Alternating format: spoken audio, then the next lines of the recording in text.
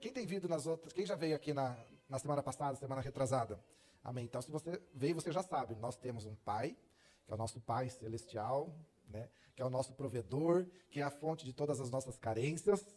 Nós temos uma casa, nós temos o corpo de Cristo, a casa do Senhor, onde a presença dele se manifesta, onde nós temos o abrigo do Senhor, e nós também temos uma herança no Senhor. Nós temos os benefícios da cruz sobre a nossa vida, e nós temos uma herança eterna, onde nós vamos desfrutar eternamente da presença do Senhor Jesus.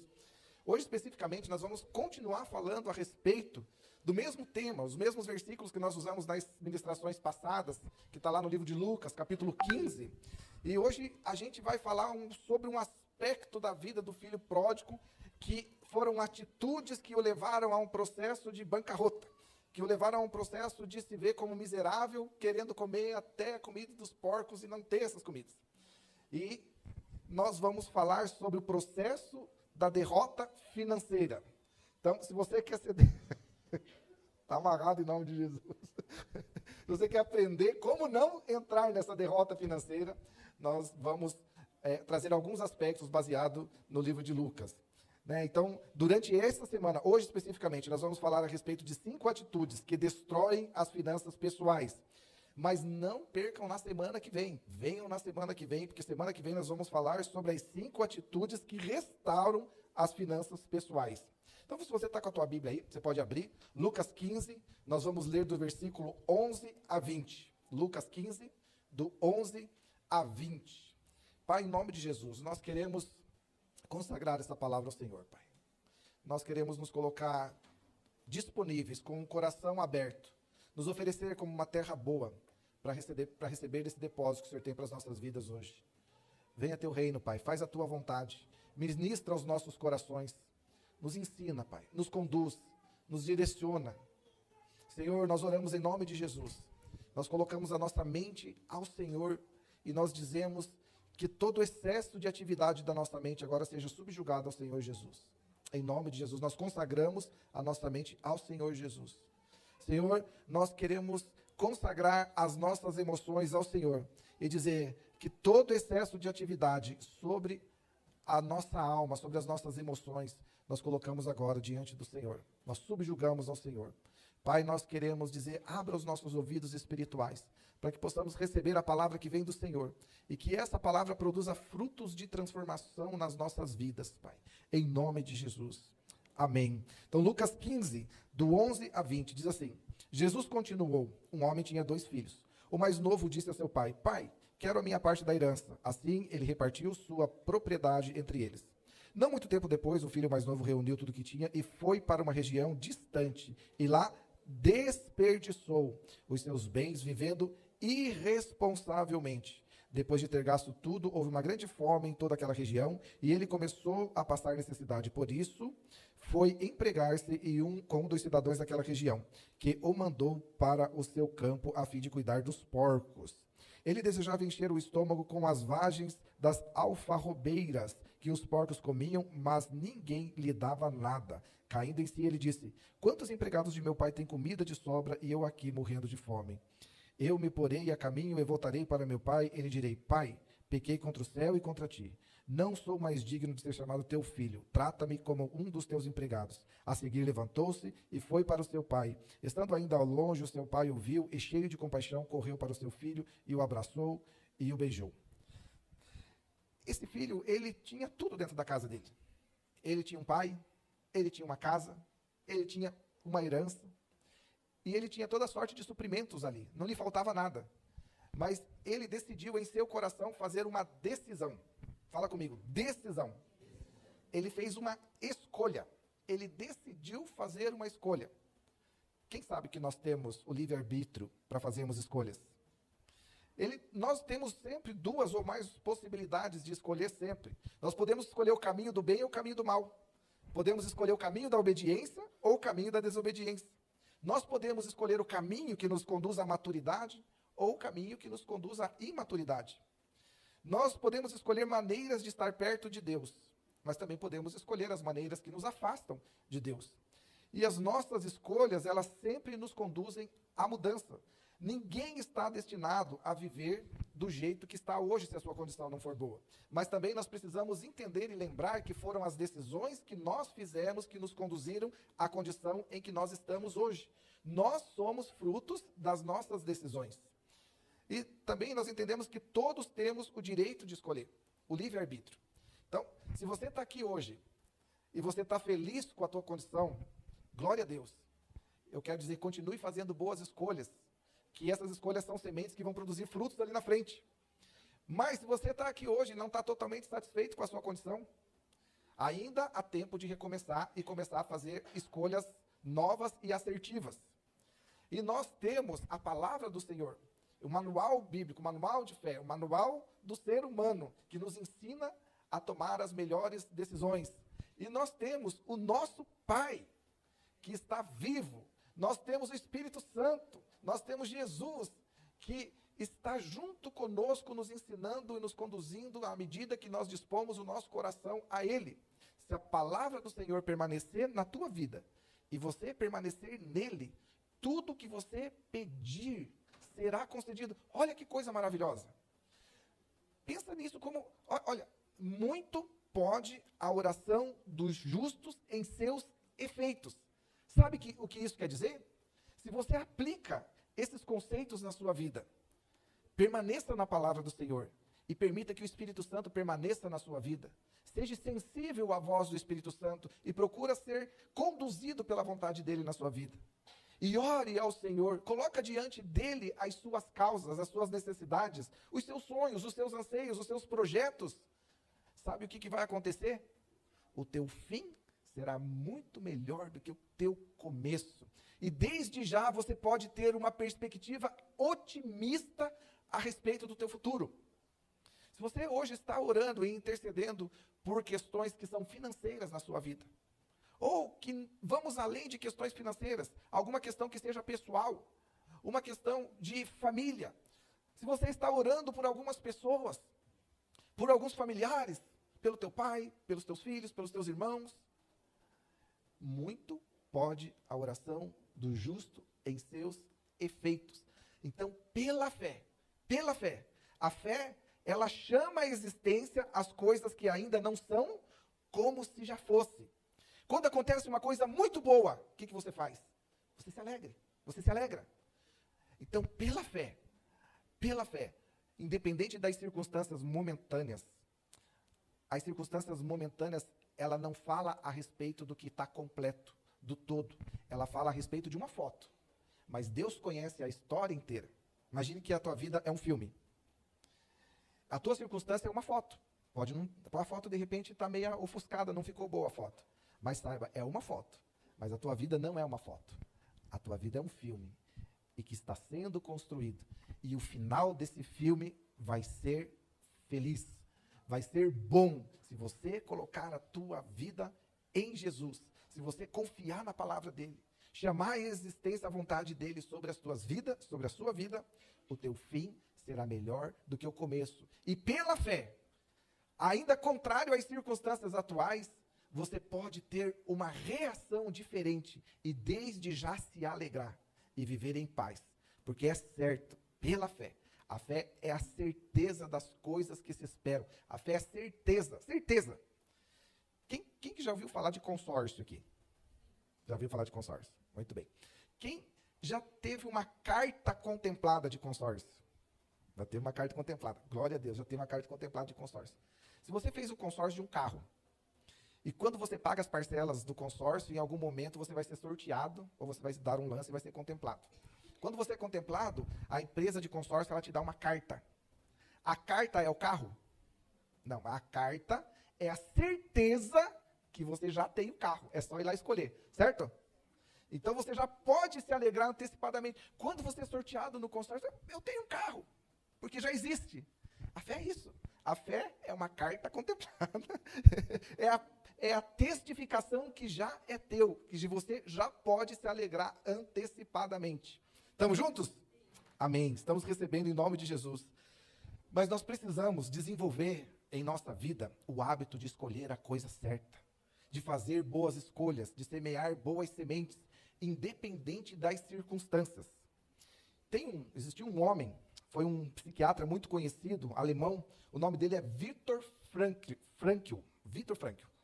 Esse homem, ele desenvolveu os estudos dele baseado em que tudo que você vive quando é criança vai determinar a sua conduta quando você crescer. Ele desenvolveu essa atitude, essa maneira esse estudo. Ele desenvolveu um estudo, é um estudo chamado estudo determinista. Mas, no tempo da guerra, esse homem se tornou cativo dos nazistas e foi encaminhado para um campo de concentração. E nesse campo de concentração, ele não tinha condições nenhuma de determinar a hora que ele ia comer, a hora que ele ia dormir, se ia comer, se ia dormir. Ele não tinha condições de determinar nada externamente. Quem determinava a condição dele eram as pessoas que o mantinham cativo. Ele era condicionado à vontade daqueles soldados nazistas. As circunstâncias externas determinavam a sua condição. Determinava quanto tempo ele ia ficar preso naquela cela, determinava em que momento ele ia comer ou se ia comer, em que momento ele ia dormir ou se ia dormir. Ele não tinha a condição, a capacidade de decidir dele se reduziu a quase nada. Mas, durante esse processo, ele entendeu uma das coisas mais importantes a respeito da nossa vida. Ele percebeu que os nazistas tinham o poder de controlar seu ambiente, de ter o controle sobre o que determinava a condição que ele ia fazer ou não fazer.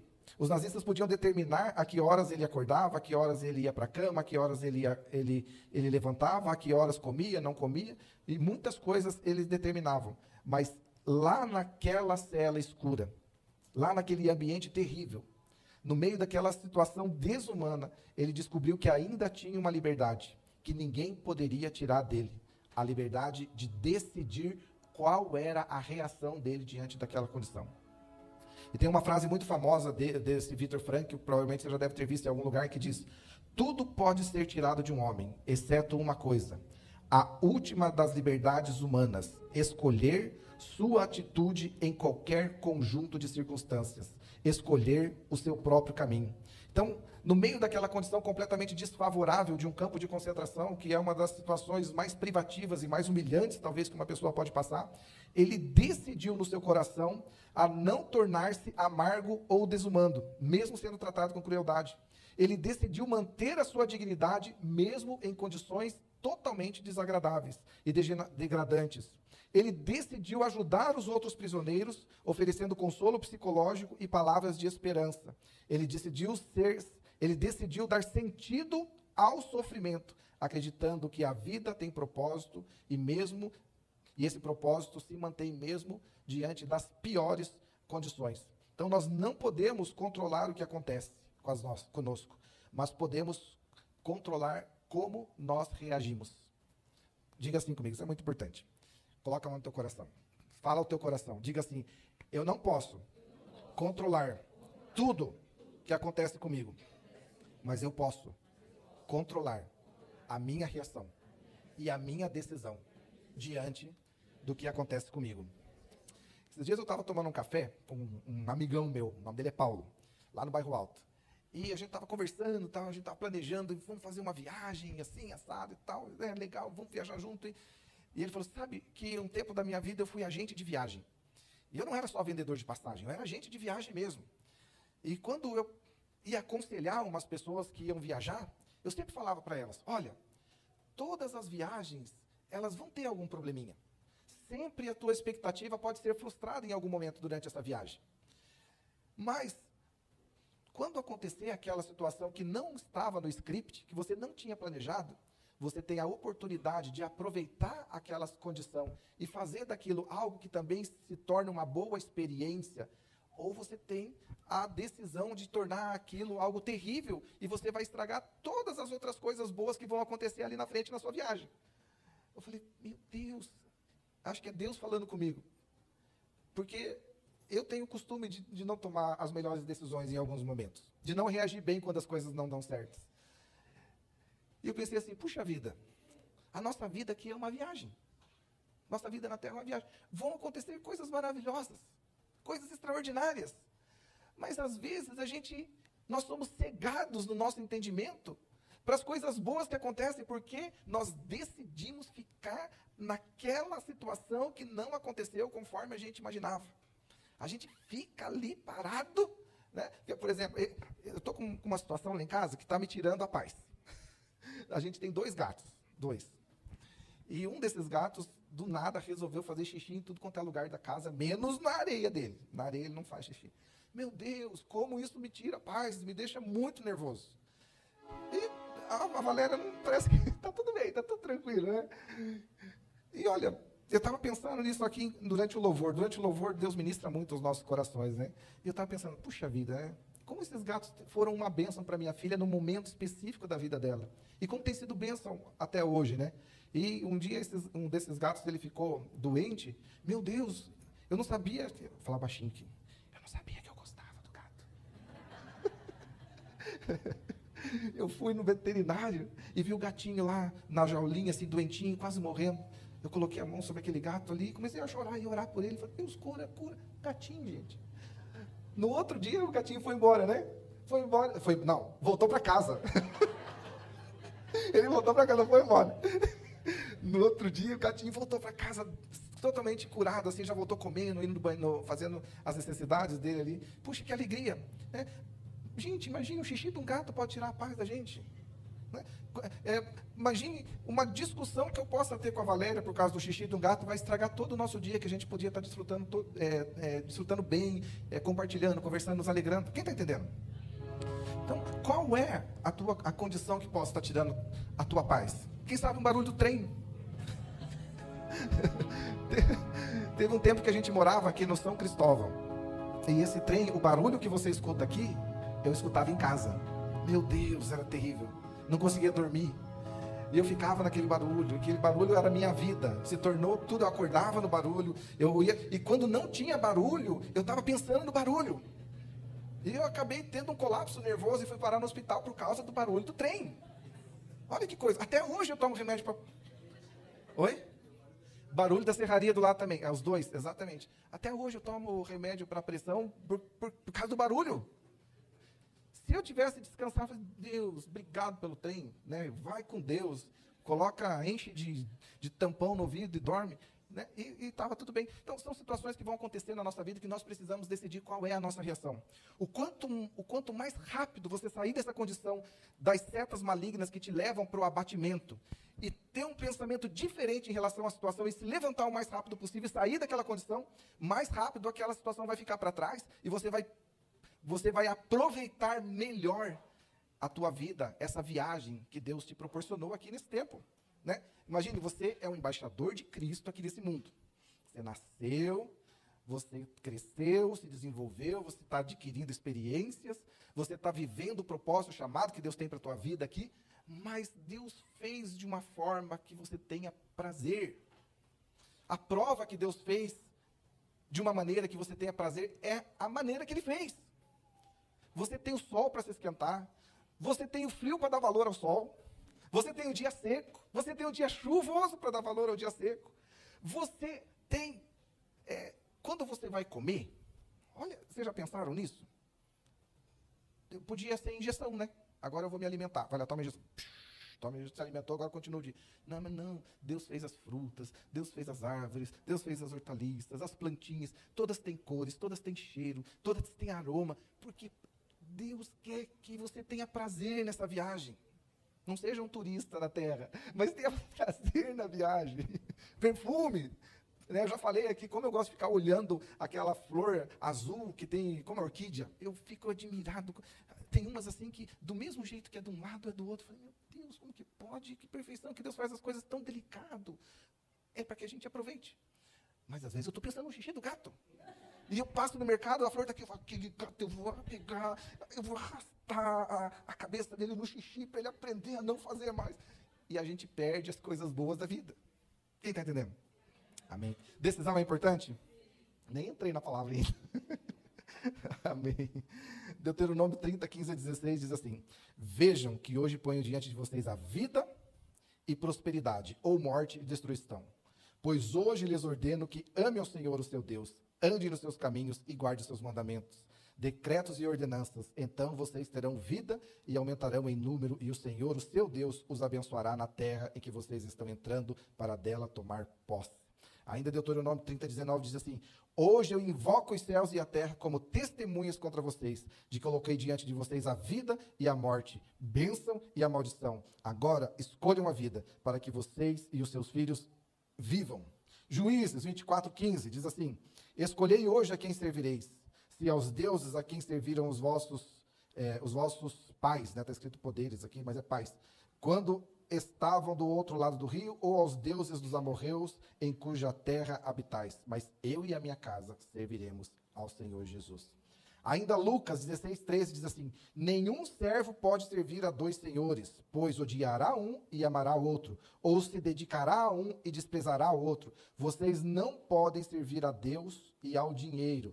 Talvez na tua Bíblia, no lugar de dinheiro, esteja escrito mamon, ou no mínimo o dinheiro está escrito com letra maiúscula, que faz uma referência ao Deus desse mundo, ao Deus desse século, que Mamon é o Deus das riquezas, é o Deus que é um Deus é um Deus com letra minúscula, é um demônio, é uma potestade maligna que habita no controle econômico, no controle das riquezas, no sistema financeiro deste mundo.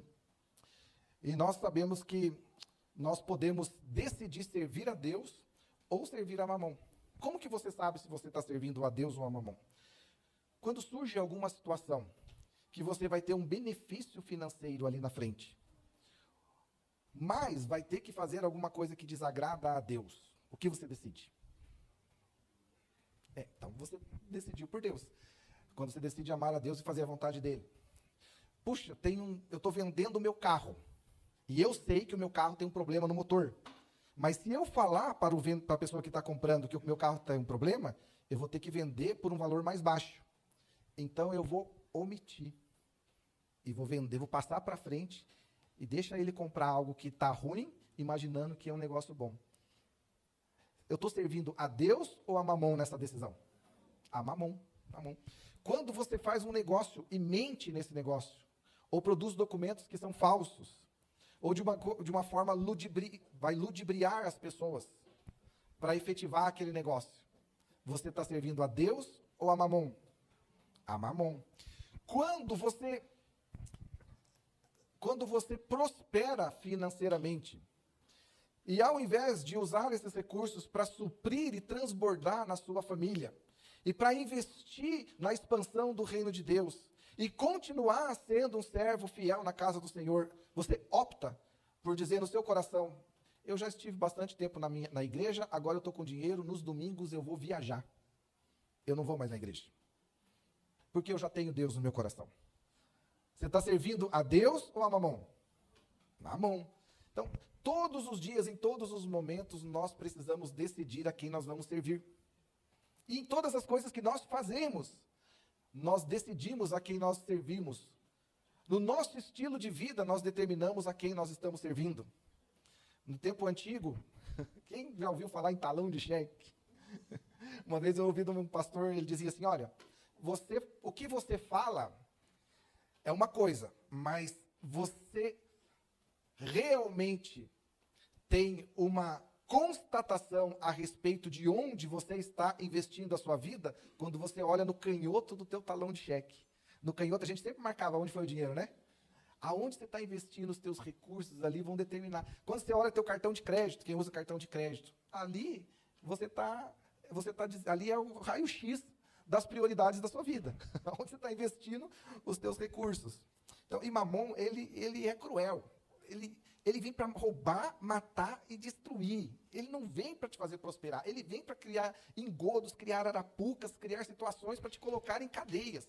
Porque o propósito dele é, primeiro, tentar dissuadir você da presença de Deus. E se ele não conseguir, ele vai limitar todo o chamado e o propósito que Deus tem para a tua vida. E ele age dessa forma. Esse é o propósito que ele tem contra as nossas vidas. E o intuito dele é o mesmo de Satanás. Satanás, ele não consegue agir fora da personalidade dele. Satanás é um agente de separação. Né? Onde existe amor ao dinheiro, existe uma atuação maligna com o propósito de separar. Né? Quantas vezes Quem aqui já em algum momento ficou separado de um amigo por causa de uma situação financeira? Ou empréstimo que você fez, a pessoa não pagou? Ou a pessoa, ao contrário, vai lá e paga, você é crente, se converteu, vai lá e resolve essa situação, né? Ou houve um desacordo na sociedade e você não conversa mais com aquela pessoa. Quantos casamentos são desfeitos por causa da condição de situações financeiras? Onde está Mamon? A confusão, a desordem e há uma aparente sensação de poder. Mas é um poder que nos leva à destruição.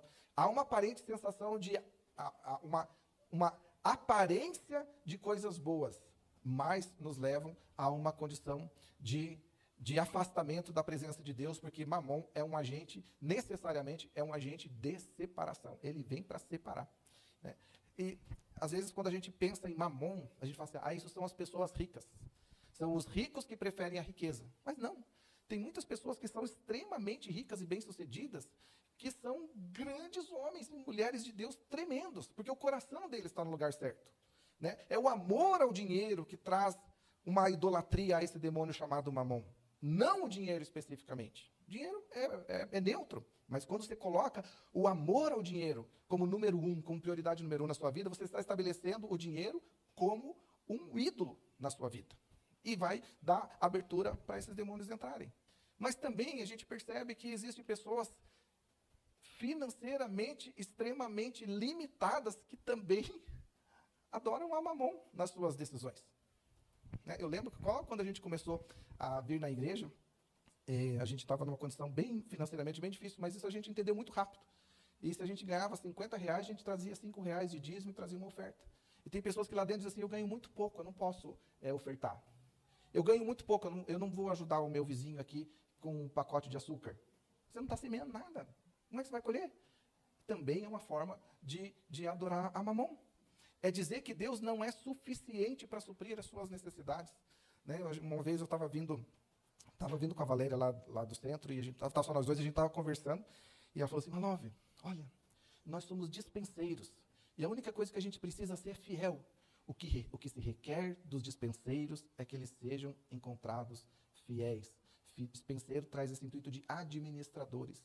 Administrar bem os recursos que Deus coloca na nossa mão. Porque se a gente for fiel, a gente tem acesso à dispensa. E na dispensa do Senhor tem tudo. Se você precisa de alguma coisa, você vai lá e você olha. E lá tem pratos de prata. Se você olhar mais atrás um pouquinho, tem pratarias de ouro. E tem coisas ali que é só você ir lá e pegar conforme o que você precisa nesse momento. Dentro do chamado e do propósito que Deus tem para a tua vida, Ele vai suprir todas as suas necessidades. Todas. Quem está junto comigo? Amém. Então nós vamos ver agora 5 atitudes. 5 atitudes que destroem as finanças pessoais. Estamos entrando na palavra agora, no momento de acabar a palavra. Como que eu vou falar essas 5 atitudes? Eu não sei. Mas como é já domingo, a gente pode ficar até 5 horas aqui sem problema nenhum. Hoje deixa queimar o frango lá, né? Tá queimando. Quem deixou o frango no forno lá? Vai queimar, né? Deixou desligado, né? Deixou desligado. Então, a primeira atitude é a falta de ter um coração com contentamento, ou seja, ter um coração descontente. Contentamento é estar agradecido, contente com o lugar econômico que Deus nos colocou. Nós vemos no versículo 12 de Lucas 15, o mais novo disse a seu pai, eu quero minha parte da herança. Ele tinha tudo, mas não tinha contentamento. Você sabe, eu vou precisar abrir um espaço aqui. É impossível uma pessoa ter contentamento sem ter o Espírito Santo. Vou falar de novo. É impossível uma pessoa ter contentamento sem ter o Espírito Santo. Mas o que isso tem a ver? É muito simples. Quando o homem pecou, o salário do pecado é a morte. Deus, quando fez o homem, ele soprou o fôlego de vida no homem. O fôlego, essa palavra fôlego de vida é o pneuma, é o Espírito Santo dentro do homem. E o homem se tornou pleno. Ele era o homem feito por Deus e com a presença de Deus, com o Espírito Santo dentro, pleno, completo. Mas quando o homem pecou, esse Espírito ele foi retirado do homem. E o homem passou a entrar num processo de morte. E esse homem que não tinha o Espírito Santo de Deus dentro dele, ele deixou de ter a plenitude em si. Ele passou a ter dentro de si um buraco do tamanho de Deus. Uma falta. Ele tinha uma falta. E ele precisa suprir aquela falta. Então, ele precisou buscar formas de suprir aquela falta. E ele foi atrás da tal felicidade. Então, ele foi atrás de recursos financeiros. Ele foi atrás do carro. E o carro foi muito bom no começo, mas depois não supriu. E depois ele foi atrás da casa. E a casa foi muito boa no começo, mas aquele buraco continuava. Ele foi atrás da casa na praia. E conquistou a casa na praia. E as primeiras vezes que ele foi muito bom. Depois ele já nem ia mais na casa da praia. E aquele buraco continuava dentro. Porque você pode jogar o mundo inteiro de riquezas dentro do buraco da tua alma que você nunca vai estar satisfeito. Nunca vai estar contente. Porque nada no mundo é capaz de substituir a presença de Deus, que é a única coisa que te dá contentamento. Mas, quando você recebeu Jesus sobre a tua vida, você foi lavado pelo sangue de Jesus, você recebeu a promessa da herança, você foi selado com o Espírito Santo, aquele sopro que foi retirado lá atrás. O Espírito de Deus sopra a presença de Deus e você é cheio novamente com o Espírito Santo. E você pode dizer como Paulo, não importa se são momentos de dores, de aflições, de alegria, ou de tristeza, de prosperidade ou de escassez, eu já estou contente, a tua graça me basta. A presença do Espírito Santo é o nosso complemento. A presença de Deus em nós é tudo o que nós precisamos e é a nossa maior riqueza.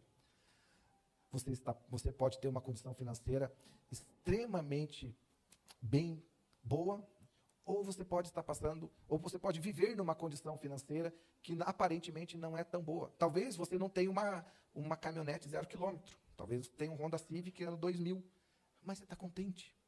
Você está feliz com o teu Honda Civic 2000. Você projeta viagens com o teu Honda Civic 2000 de 1.000 quilômetros e acredita que vai chegar. Você está se divertindo, vindo para a igreja com o teu Honda Civic ano 2000. Né? Quando ele estraga, você vai, glória a Deus, estragou, né? Vamos colocar uma peça nova no Honda Civic 2000.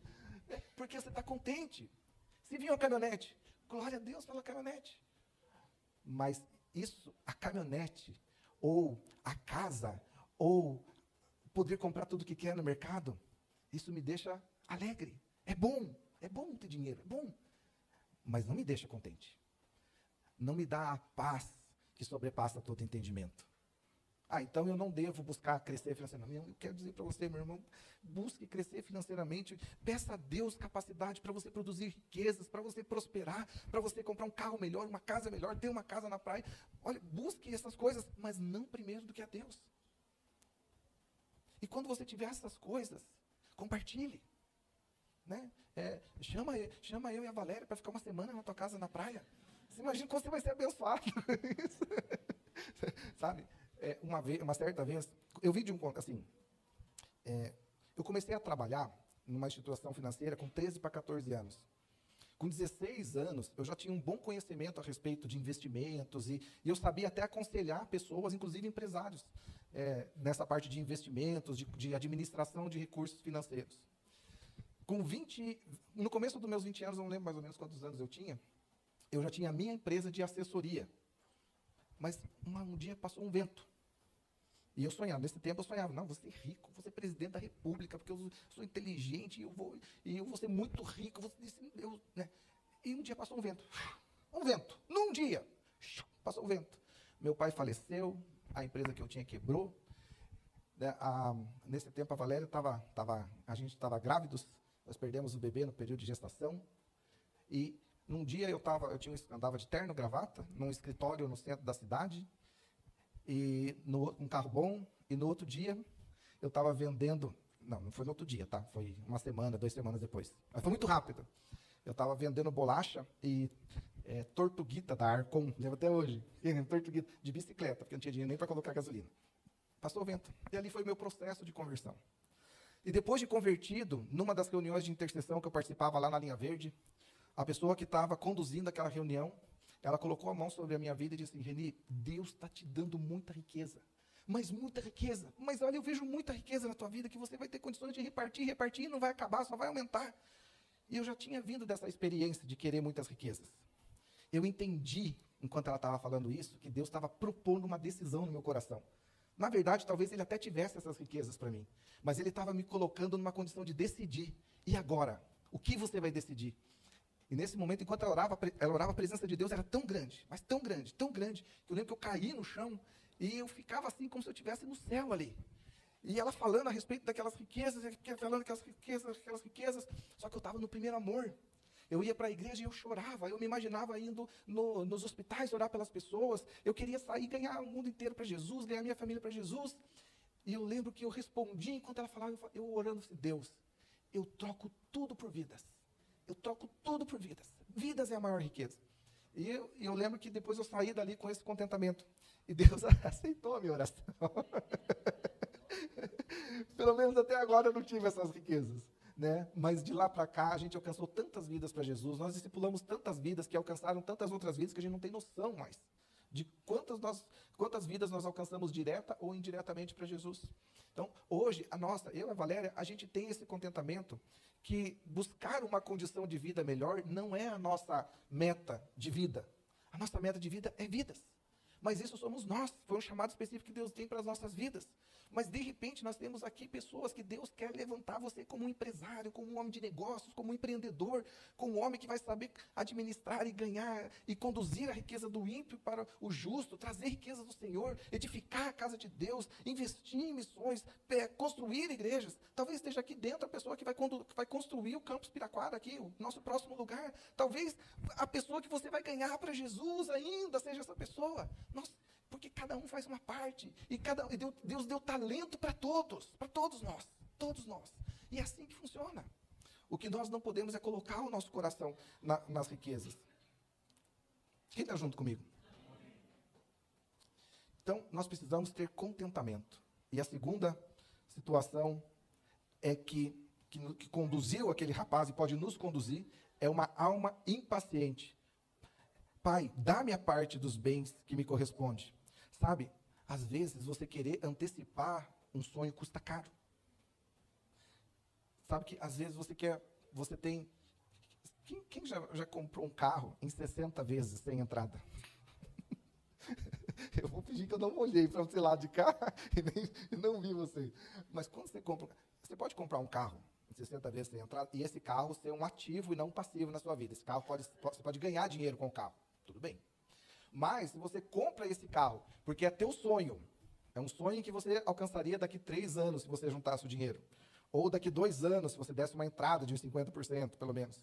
Mas você decidiu antecipar o sonho. Isso é muito caro.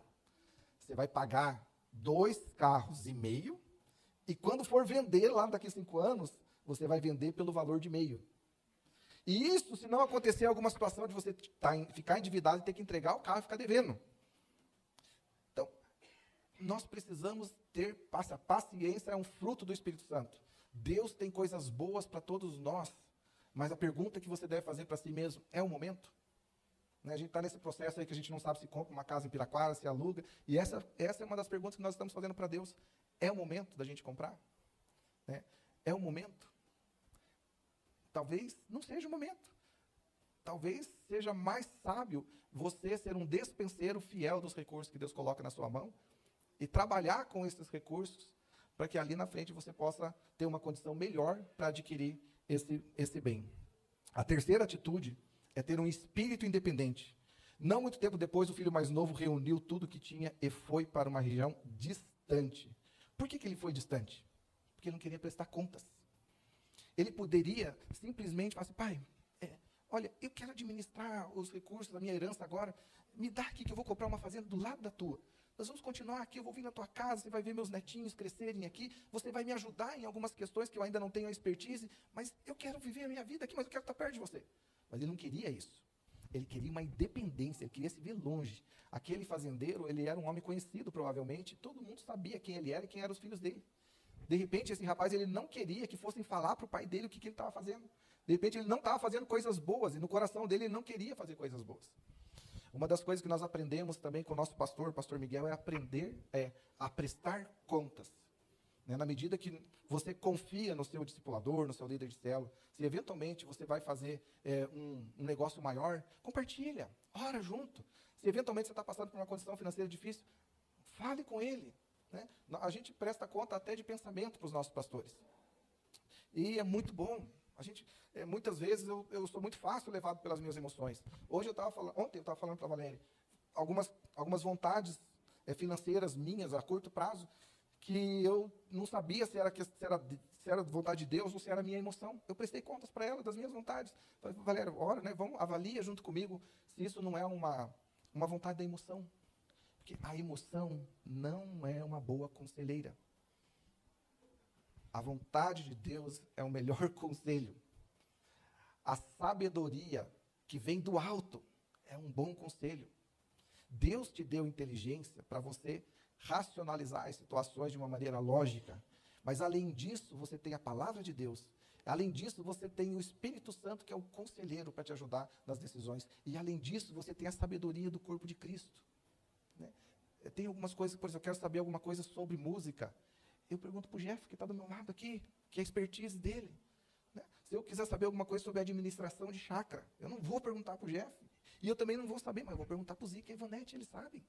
Né? Se eu quiser saber alguma coisa a respeito de escolinha de criança, como que cuida ali das crianças na escolinha, tem pessoas que são pedagogas. Vou perguntar aqui para a Laure, vou perguntar para a Val. Então, aqui nós temos tantas riquezas. Né? Administração, investimento, pergunta para o Pedro. Psicologia, pergunta para o Jefferson. Cuidar de preso, pergunta para o Maico. Cadê o Maico? Não está aí. Então, nós temos aqui pessoas que têm as suas expertises. Por que a gente vai desperdiçar? Você pode ter um conselho ali sem pagar nada. Né? Quem está entendendo? A quarta atitude é ter uma mente desorganizada. No versículo 13 do capítulo 15 do livro de Lucas, diz assim, Elá, ele desperdiçou seus bens vivendo loucamente. E quando ele desperdiçou, veio uma grande fome naquela província. Você precisa saber quanto você ganha e quanto você gasta. Ah, mas eu não gosto de... Aprenda. É igual eu falei de ler. Quem estava aqui quando eu falei de ler? Às vezes a gente precisa falar bem direto. Mas eu não gosto de ler. Então, comece a gostar. Tem um monte de gente cego que gostaria de ler. Você tem 2 olhos aí, inteligente. Você pode começar e aprender a gostar. Porque nós precisamos ler a Bíblia. A fé vem pelo ouvir a palavra de Deus. Aqui é um culto, você vem, você ouve a palavra de Deus, você celebra, você está na célula, você ouve, você celebra. Mas olha, de repente você está perdendo tantos benefícios de ler a palavra de Deus, de ler um livro cristão, de ler um livro específico na área que você está passando por uma deficiência. E administrar os recursos que Deus coloca na sua mão, também você precisa fazer com excelência. O que se requer dos dispenseiros, dos administradores, é que eles sejam encontrados fiéis. Nós vamos prestar contas desses recursos para Deus. Aprenda, coloca no caderninho, se for necessário, tudo que você ganha, tudo que você gasta, para você saber se não está gastando mais do que ganha. Aprenda a cortar os gastos que não são necessários. Está sobrando, aprenda, vai atrás. Hoje tem tantas formas, você não precisa nem gastar dinheiro. Né? Vai no YouTube, vai no site GPT, onde eu posso investir com segurança os meus recursos, como eu posso investir melhor. Tem tantas formas de você aprender. Tem tantas planilhas, tem tantos aplicativos para você administrar os recursos. Não é que você precise fazer isso pelo resto da sua vida, mas se você se percebe com uma mente desorganizada, faça isso pelo menos 3 meses, para você entender o que está entrando e o que está saindo. Depois você já tem a noção, continua. Se perceber em algum momento que precisa voltar, mais 3 meses. Mas alguns de vocês já gostam, já tem esse lado mais administrativo, já tem a sua planilhinha e faz durante toda a vida. E isso é bênção. Quem está comigo? Quem está junto? Amém, amém. Nós oramos aqui, nós cantamos louvores aqui de receber as promessas do Senhor sobre as nossas vidas, de entender que Ele está à nossa frente, abrindo o caminho, quebrando as correntes, tirando os espinhos, assim, mas Ele também precisa de uma resposta do nosso coração. Ele diz, faça alguma coisa, comece a andar, comece a decidir. Deus tem bênção para todos nós, tem ou não tem? Nós temos acesso à dispensa de Deus para Ele suprir as nossas necessidades. Pela fé, nós podemos chamar a existência. E o socorro do Senhor, Ele é bem presente na hora da adversidade. Mas nós também precisamos ser administradores fiéis dos recursos que Deus coloca na nossa mão. Vocês estão junto comigo ou não? Quinta atitude é não semear boas sementes. Versículo 14 diz assim, e havendo ele desperdiçado tudo, veio grande fome naquela província, e ele começou a não ter. Gálatas 6, 7 e 8 diz, não se deixe enganar de Deus, não se zomba, pois o que o homem semear, isso também colherá. Quem semeia para a sua carne, da carne colherá destruição, mas quem semeia para o Espírito, do Espírito colherá vida eterna. Aquele jovem, ele escolheu mal as suas sementes. Ele semeou um coração descontente, uma alma impaciente, um espírito independente. Ele semeou uma mente desorganizada e agora colhia grande fome e a falta de recursos econômicos para sobreviver. Então, hoje, talvez, eu pedi durante a semana, na nossa reunião online de oração, quero dizer para você, se você está aqui hoje, você é convidado para participar da nossa reunião online de oração. Acontece toda quarta-feira, às 8 horas da noite. Se você participa de uma célula, você vai receber o link no grupo da célula. Se você está aqui e não participa de uma célula, não está no grupo de uma célula ainda, mas quer participar da reunião de oração, no final do culto, vai ali no balcão da recepção e fala com a pastora Valéria, que ela vai te ajudar para que você receba esse link. Então, a gente estava nessa reunião ali de oração online e eu estava pedindo oração para que Deus desse graça, para que de alguma forma eu conseguisse transmitir o conteúdo dessa mensagem de uma forma que não seja pesada, mas que leve a cada um de nós, e eu me incluo nesse processo, a cair em si e ver se há em nós algum caminho mau e nos converter daquelas situações onde nós não estamos correspondendo à vontade do Senhor, onde nós não estamos sendo fiéis ao que Deus coloca nas nossas mãos, para que nós tomemos uma atitude de começar a semear boas sementes agora. Existe um processo.